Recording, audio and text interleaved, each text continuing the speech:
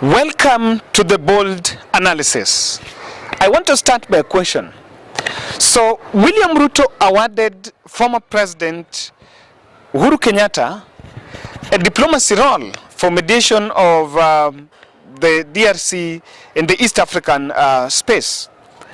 And after the inauguration ceremony, the president flew out of the country. And that was after what I can say was regarding Gachagua's humiliation at the inauguration arena. And after President did not attend the indoor event at State House, even though he was invited, he actually flew out of the country to a known destination and was away for 3 weeks. So he flew out just the other day. So this has really sparked speculation because President Uhuru Kenyatta do not have social media. President Uhuru Kenyatta is not in Facebook, is not in Twitter. And that office do not have now a social media space or format space. The president has been staying away from government. We have seen that some of his close lieutenants or some of his close allies that were in government, Major the NIS General Kameru, Kinoti. We have also seen the likes of Matiang'i and his close confidants in the cabinet being sidelined in William Ruto's government. And some of them actually, there was a lot of trivialization of their presence. Now, they have not been picked. So, some of the events, remember, at the height of the general election, former President Uhuru Kenyatta was the chairman of Azimio la Umoja. And I am amongst the analysts that opined that President just needed to let go, stay away from politics, and at least so that he could not dent his legacy. Now, why am I saying that the President seems to have left that position?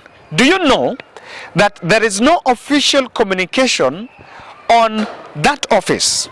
When Raila Odinga in 2017 was handed over the office of AU infrastructure at AU Special Envoy on infrastructure, actually that was updated in his social media. And if you take Raila Odinga's social media, he's still been making those moves and he's still be holding those meetings. Now, as we talk to you, any data of President Uhuru Kenyatta's tenure as a president and as a former president was actually deleted from official presidential library.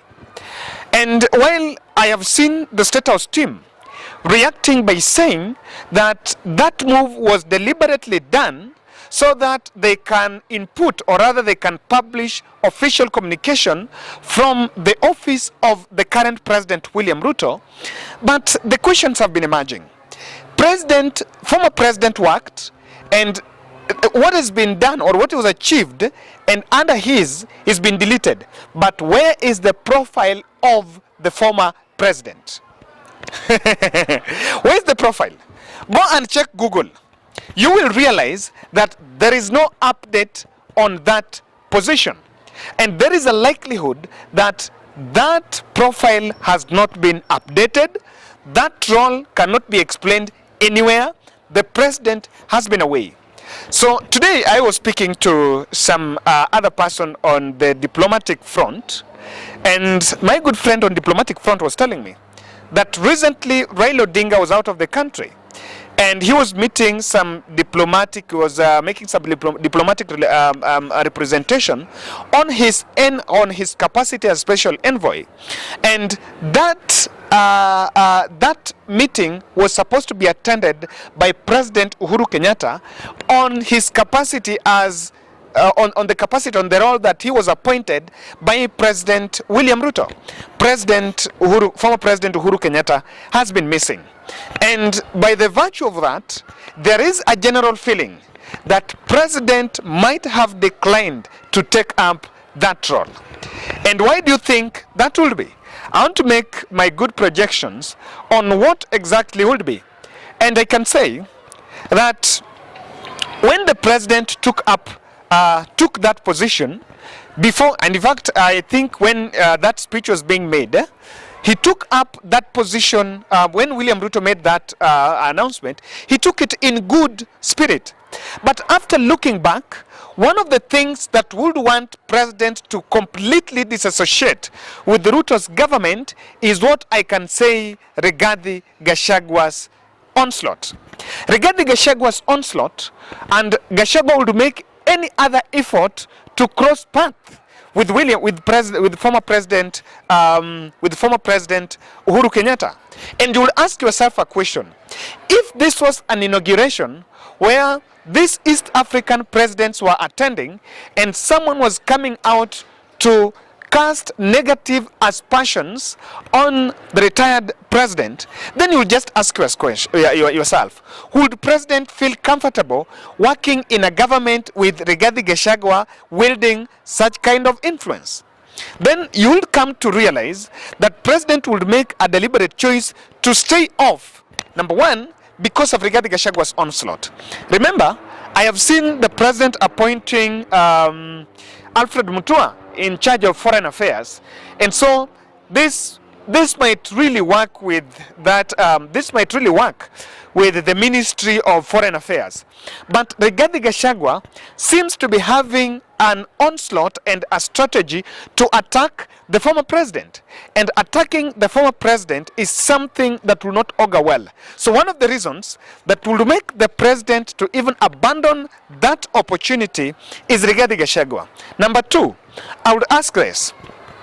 I have seen a latest purge on Uhuru Kenyatta's lieutenants, and if you see the attacks on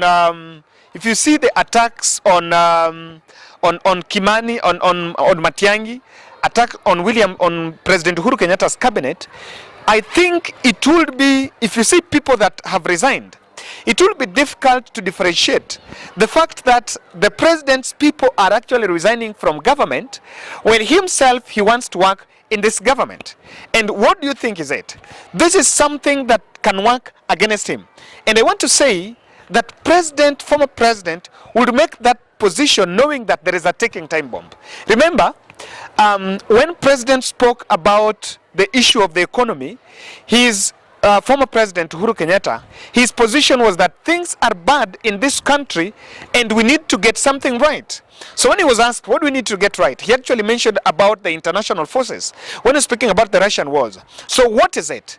What this means exactly is, number one, that if he continues to be cozy with President William Ruto, he will carry a portion of the blame.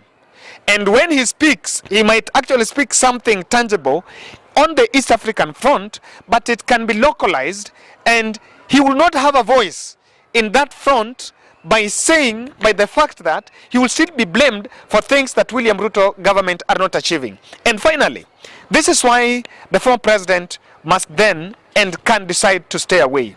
I have seen Kalonzo Musyoka trying to brand himself for a contest between Kalonzo and Uhuru Kenyatta. And that contest, especially in 2027 politics.